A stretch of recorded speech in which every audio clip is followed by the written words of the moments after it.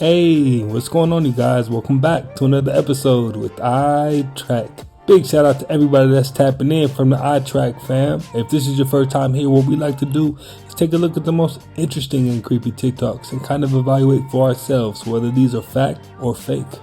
If you haven't already, go ahead and smash that like button for me. Smash that subscribe button for me if you're not already part of the iTrack fam. And let's not waste any more time. Let's get straight to it.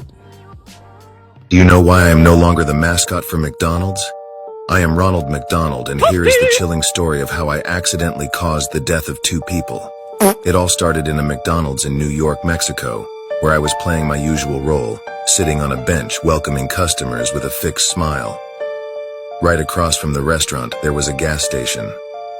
I often saw the employees of the station, but as a mascot, I was not supposed to speak. One day, 2 gas station employees approached me during their break. One of them sat next to me, complaining of fatigue to his colleague. On a whim, I broke my silence and replied, "I am exhausted too." The reaction was immediate and terrifying. The man next to me had a heart attack, falling heavily to the ground. His colleague, in a state of shock, rushed to call for help.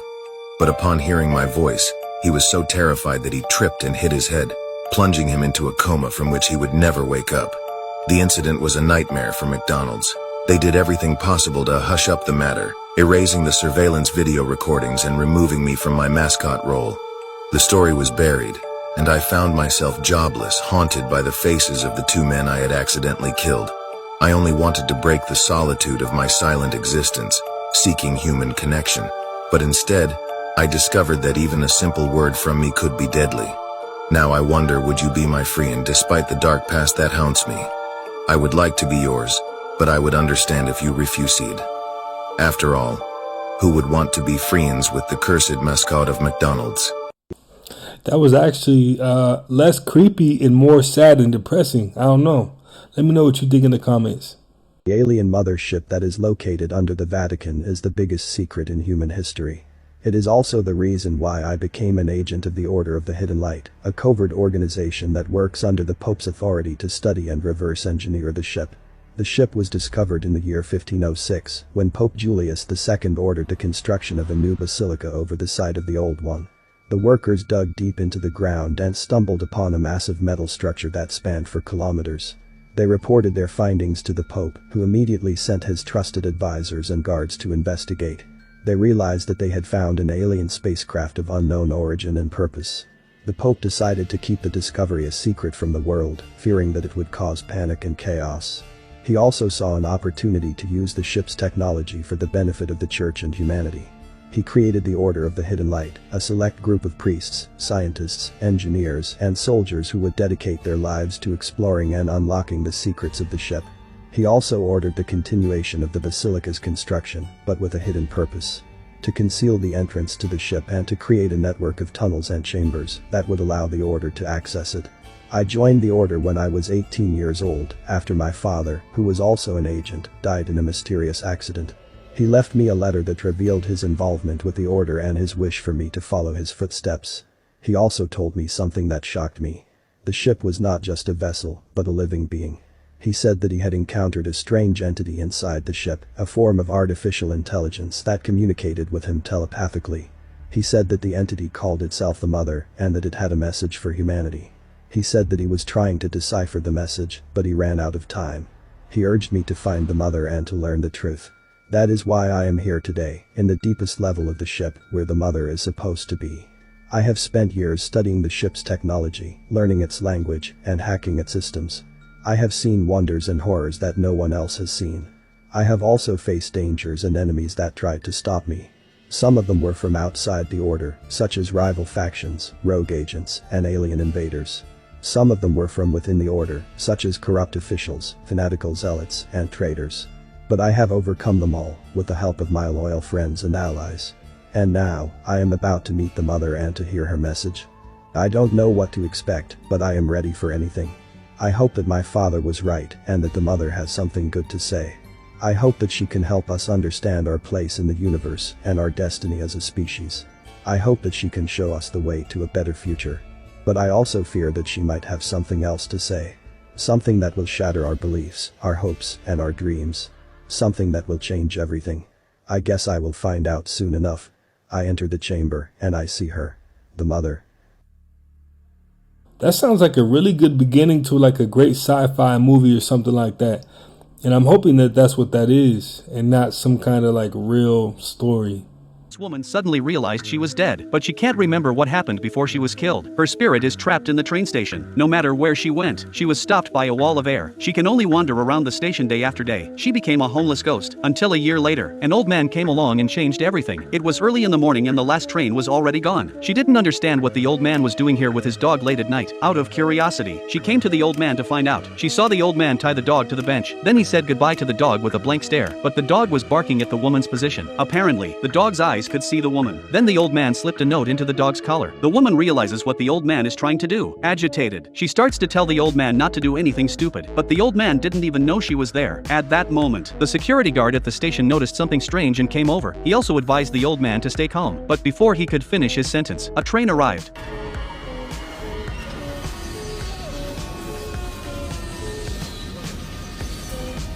Soon after, the police received a report and arrived at the scene. After examining the old man, it was confirmed that he was dead. From the conversation between the police and the security guards, the woman learned there have been 2 cases of people lying down in the station this year. The woman realized that the last victim was herself. The next day rolled around. The station was open as if nothing had happened. The woman was wandering around as usual, but when she passed a window, she suddenly saw the old man who died last night standing in the station. She realized that the old man had become a spirit, so she went over to the old man and said hello, and this time, the old man could see her. I was with you last night. I tried to stop you.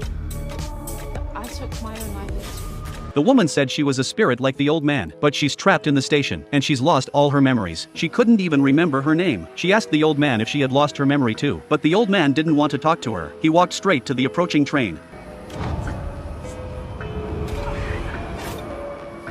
Could that be some kind of predictive programming to kind of let us know what happens if we were to take that route? That's interesting. That's definitely interesting. I don't know. Let me know what you think in the comments. And fuck all this for fame? Yeah. What they do worse than that? Oh, I'm sure you heard. No, tell me. Well, I don't want to give too much. They do way worse than that. Like, okay, what's the most extreme? What's the most extreme thing? I can't share. That you know that's been done with other... Well, you've seen the sacrificial parts. Family members are dying and stuff, and it's like, oh, did they sacrifice? Oh, absolutely they did. Absolutely. A lot of them, especially the ones that don't got talent, and you're wondering like, how the fuck, how they popping like this? Okay, so they came to them and said, hey, just like you have a regular contract, a music contract or whatever contract, you have a contract with them. And this is what you're gonna do, and this is what you gotta give up. And they don't even really know the extent to what they're giving up besides the sacrifice, obviously. But it's way more than that. And to get out of the contract, you see these humiliation rituals and things like that. You gotta do a lot to get out of that shit. But you're gonna get what you want in the interim. I think the majority of people know exactly what they're doing when they do something like that. All the shiny things mean more to them than their own actual spirit or souls. Do you know the truth behind Teletubbies? The real story of Teletubbies is taken from a mental hospital in Bulgaria for a group of children. Lala has a distorted face that makes her smile all the time. She always sat in her room alone in the hospital, so her skin turned yellow because she wasn't exposed to the sun. Tinky Winky was 7 years old, and he hit himself on the wall until his head cracked, so they tied him up with a rope so he wouldn't move. Because of the rope and restrictions on his limbs turned blue. Boo was with them in the hospital, and when the fire happened, they forgot all about her. I think you know why she is red. And for Tinky, he was always hungry and sad because he was depressed. When they gave him food, he would just throw it away. Nipsey represented a deaf child who was allegedly tied to a fence outside and suffered frostbite.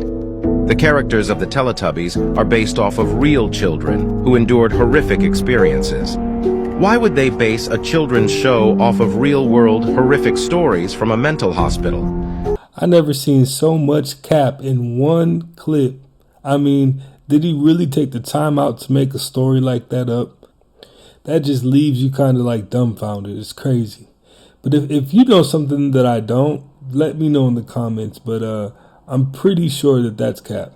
Why is it that even though the Earth spins at 1,000 miles an hour at the equator, goes around the sun at 66,000 miles per hour, which travels through the universe at 500,000 miles per hour, which is expanding at over 1,000,000 miles per hour, are we able to take a picture of the sky on the same day every year and never see changes in the stars, even for thousands of years? Why does Elon Musk say, you can tell it's real because it looks so fake? That's because it does look fake. Look how the Earth glitches out in the background, but the car doesn't. And see how the Earth supposedly looks from the International Space Station, which is 240 miles up. However, this was taken from only 170 miles. Do you see an issue here? It's just like the Red Bull space jump in the Mythbusters episode that used downward-facing fisheye lenses to create massive amounts of curvature, but the non-fisheye lenses from the capsule and the cockpit show flat horizons, which concur perfectly with weather balloon footage more than 20 miles up. Which, by the way, 20 miles high is roughly the size of the bulge that should be in the state of Kansas due to it being 413 miles wide. Here's what 20 miles up looks like. That would be a large bulge for something that is supposed to be flatter than a pancake. And by the way, Kansas is only the 9th flattest state in the US. How many pieces of flat land does it take to make a ball? Why, when we look at the stars in December, do we see the same stars that we see in June? We should be looking in two totally different directions.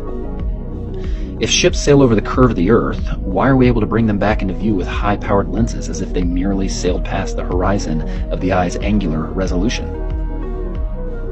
Why are we able to see things over long distances, which according to the formula for a ball with a circumference of 24,900 miles, should be thousands of feet below the curvature horizon? And now, with infrared technology, we are seeing things that should be miles below the horizon, if we truly lived on a ball. If Eratosthenes proved the Earth was a ball thousands of years ago with an experiment using shadows, why do experts say that his results should actually be the same on a flat Earth with a smaller local sun? If the sun barely looks bigger than the other stars from Saturn, why is it able to completely light it up so that we can see it from Earth?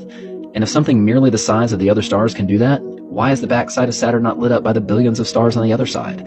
And why are there dark sides to any objects in the solar system? If moonlight reflects the warm light of the sun, why is moonlight measurably cold? Why is it warmer in the shadows at night when it's the exact opposite of what we experience in the sunlight during the day? Man, he asked all the questions. Like, all the questions. Can't imagine, after now doing DMT twice, I can't imagine someone becoming, like, addicted to it. Oh, I wouldn't know about that. I know a guy who was a tattoo artist that was doing DMT every day, multiple times a day, and then finally the entities had to sit him down and go, hey, chill. Stop. Like, you're going to lose your grip on this world. Wow. Yeah, they literally told him to stop doing it, he said. They know your bullshit. They know all of your nonsense.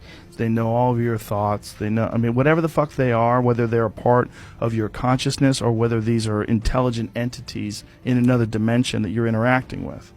See, that is what I've been questioning since doing this. So I was told by a friend who's done DMT a lot that after you do DMT, pay attention to the real world, and if you believe that the elves are real beings that are independent of something created in your own brain due to the DMT, they'll like send you a sign, right? And I was like, again, crackhead shit. No, I'm not going to meet the elves in real life, right? Right. So one of the things in my first trip that they kept telling me was, this is not the end. This is not the end. They kept telling me that because I think I was asking them, like, is this what happens when you die? Like, what is this?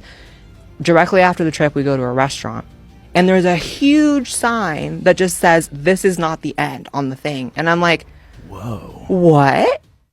I might just go ahead and take his word for it because I've never been into any of those like deep psychedelics like that. So I'll actually definitely take his word for it, and hers too. King Tut's burial mask. Well, inside Tut's sarcophagus, they found his mummy, which was housing maybe the most important item in all of ancient Egypt. It's, of course, his death mask, and this is how it looked shortly after it was opened in 1925. Now, the detail on his mask is incredible. 22 pounds is made of 2 alloys of gold. His eye makeup is lapis lazuli, and his eyes are made of quartz and obsidian. On his mask's shoulders is an ancient spell from the Book of the Dead, which is inscribed in hieroglyphics. The spell on its own is pretty fascinating. It basically maps out his journey into the afterlife. As a quick side note, there's a popular Mandela effect from Tut's mask. A lot of people people claim that they only remember a single cobra on his headdress when in fact there's another animal, which is a vulture. His mask was ultimately sent to a museum in Cairo, and you'd think a mask that valuable they'd handle with care. Well, in 2014, workers were cleaning a display case when Tut's beard somehow became detached. Museum workers panicked and they tried to reattach it using glue. About a year they almost got away with it until the dried glue started to look more noticeable. A team of restoration experts were sent in and they were actually able to reattach the beard using an ancient Egyptian method of beeswax. 2016 museum employees, including the head of the museum, were actually sent to trial over this, charged with gross negligence. As of today, there's been no resolution of the case. Hey, cut the check. It's a strange story that I've told many times, but I'll tell it again for those who haven't heard it. When I was 8 years old, I didn't know how to swim. And so when I went on this field trip with this camp that I was a part of, we went to this pool and all the kids were in the pool swimming, but I didn't know how to swim. So I was just chilling outside with one of the camp leaders. And looking back, it was all meant to be. I went to that summer camp for like 5 years, 4 or 5 years in a row. And so I was very familiar with all the camp leaders. To this day, still remember their faces and their names. But this dude in particular, he was only there for like a few weeks. And he was strange. He was a strange, like, he always wore sunglasses and he had like blonde hair, super blonde hair and like pale skin. So looking back on it, I feel like he was like an alien or something. Have you heard of the tall whites, the Nordics? You've heard of them? Yeah, I think he was one of those, dude, like an alien or some weird angelic being. He sat me down because I didn't know how to swim, so he was hanging out with me. And for whatever reason, he starts talking to me about the Bible and the book of Revelation and tells me, he sits me down at 8 years old and he said, Eddie, one day there's going to come a time in your life where the governments of the world are going to create the mark of the beast and they're going to try to push it on everybody. And he said, first they're going to try and do it politely, advertise it, and then slowly they're going to create something that makes it so that you have to get it, and then eventually they're going to just force you to get it. They're going to knock on your door and force you to get it. And I remember this part. He looks at me and he says, Eddie, it is better for you to die in the name of Jesus Christ and not take the mark of the beast than to take it. Dang, now that's pretty deep, and it must have meant something for him to remember that specific story all these years. Now we have more. Now notice how Oprah treats everybody during this press conference. Taraji is first, right? Now look at her eyes. She looks down when she's talking about the movie. She wasn't excited about it.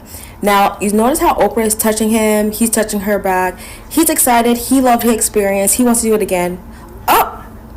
Fantasia was surprised that Oprah touched her, to the point that Oprah removed her hand. Fantasia knows something. Danielle, she's new to the game. She doesn't know what's going on, but she's just excited to be there, and we're excited for her. Now, Taraji, notice her voice. It's not excited. It's not, glad to be there. She's fulfilling a contract. She's just trying to run down the clock and get out of there. And notice how her body is trying to escape before her voice. Look at that. She's just trying to get out there. Oprah, we're not talking to you right now. We need to back up Taraji like we should have backed up Monique. We need to stop remaking these movies because we don't want to see more. Dang, now she read that body language, I would say pretty on point. I mean, when you look at it and as the way she described it, it's pretty on point.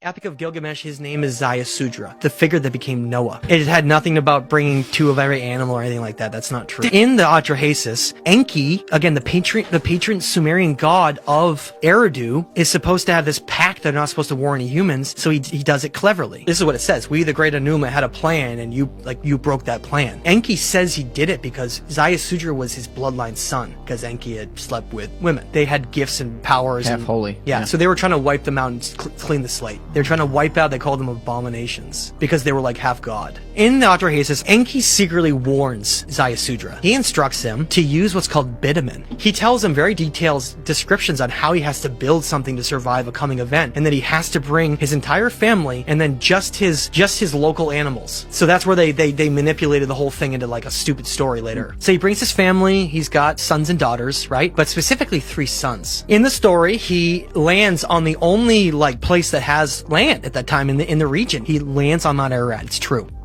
Now he just gave that a whole new spin to it. It's completely different from the story that the majority of us have heard. So that's interesting. That's worth looking into for sure. Did you know that the moon positioned above Earth is an artificial satellite engineered by the draconian reptilians belonging to the Siakar Empire? Approximately 365 million years ago, two Draco-reptilian brothers aboard a scout ship of their reptilian fleet histories. Presently, the moon serves as a command hub for this Milky Way segment, a neutral zone inhabited by representatives of various civilizations of extraterrestrials. It also hosts the system broadcasting the artificial third density matrix to Earth. Now, if they just came out with it and said it just like that over the news, I don't think people would accept it. But that sounds pretty plausible. What happens is with actors, you're in a vulnerable situation. You know, you're in a vulnerable place, you're trying to get a job, and there's people who could use that power to abuse it. I was a young actor. Yeah, I was asked to go to a hotel room of a director. There's a famous director, and I didn't think anything weird by it because it never happened to me. And so I went, and he was in his robe. I still didn't think it was weird. Well, he probably just came out of the shower or whatever. And then he asked me to do, to do the scene and then crawl on my belly around it. And it got to a weird place. I remember that humiliation, and I didn't tell anybody. The agents are creeps too, and then trying to get a job, and the casting directors can be, and the people who are the producers, the directors. I mean, it's rampant in the industry. There's not one actress who doesn't have a story. Just before I was really famous, and the next thing I know, I'm in a room with this guy. He's in a chair. And, he's comes out in a bathrobe and sits in this chair. And the next thing you know, he's asking me to crawl on the ground and then to crawl toward him. And it was just this disgusting feeling. Rob Schneider detailed the truth on how Hollywood really works. I wish he would have name dropped who the director was, but he does say this was when he was a young actor. Rob Schneider's career started from SNL. He started his career in 1988 and stayed on SNL until 1994, and that's when he started to get a lot of big movie breaks. So I'm curious if he was talking about this happened when he was on SNL, or did this happen in one of his movies right before he started getting all these movie roles, such as Home Alone 2 or something like that. So let me know what you guys think about what Rob Schneider said and what he went through in the comments. As he was telling that story, I actually felt bad for the guy. I mean, he seems like a pretty cool guy, especially in all the roles he's played. Very likable. Dang, that sucks. And that just puts more of what we know into context, because that was left field. I never saw a story like that coming. Look!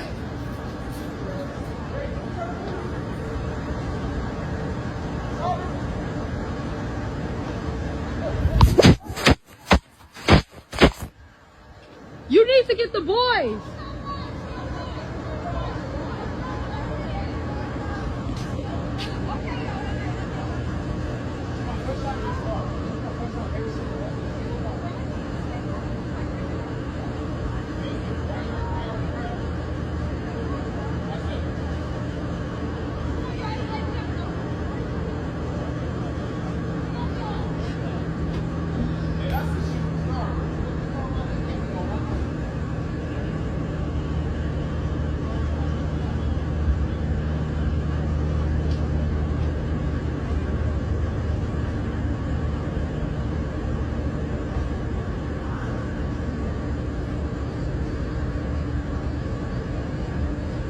Did the kids come out to look? Yeah, like how did that, Did you see it though when it was over here? It looked so crazy. It looked like it's on fire. It is. Here. I don't think that's it. That sound comes from over there. That's the noise, isn't it?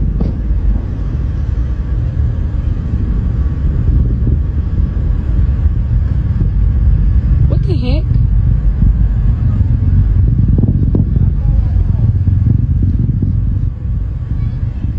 No one is safe in 2024. They closed off the neighborhood because of low oxygen levels. Something big is changing our planet. Tens of thousands of dead fish washed up on the Texas Gulf Coast this weekend. Officials say the fish suffocated because of low oxygen levels in the water. Not only is this in the USA, the same exact thing is happening all over Japan.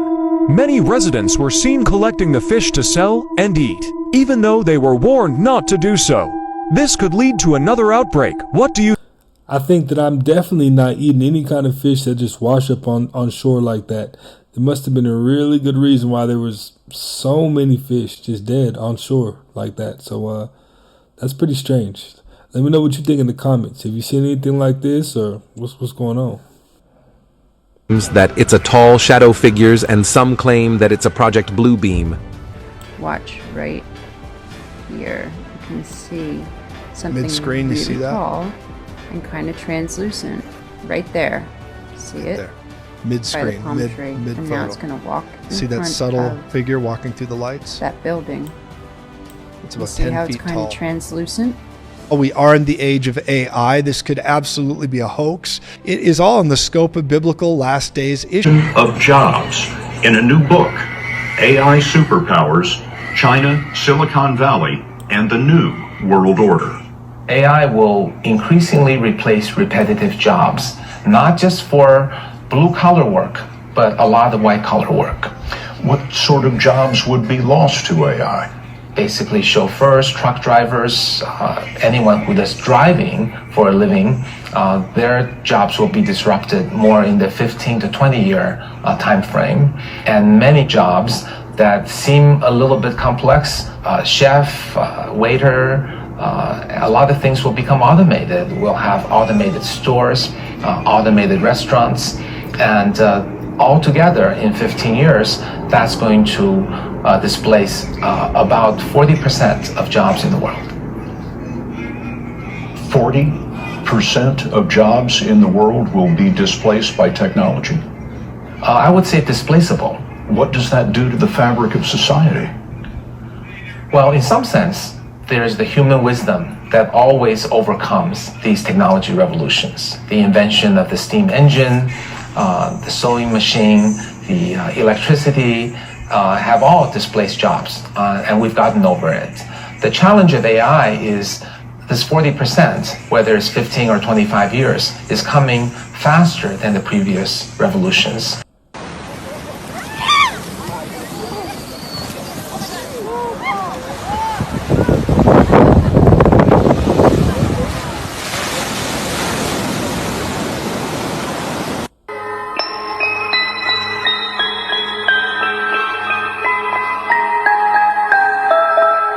40% of people losing their jobs. That's pretty mind-blowing. So that universal basic income is definitely going to get kicked in hard, like super hard. The law of money is called the law of water. This is why, incidentally, the Statue of Liberty could not be put on American land. It was put in a harbor because the Statue of Liberty is a maritime admiralty symbol. It's called the Statue of Liberty, not the Statue of Freedom. There's a world of difference between freedom and liberty. Liberty means you ask your father if you can use the car.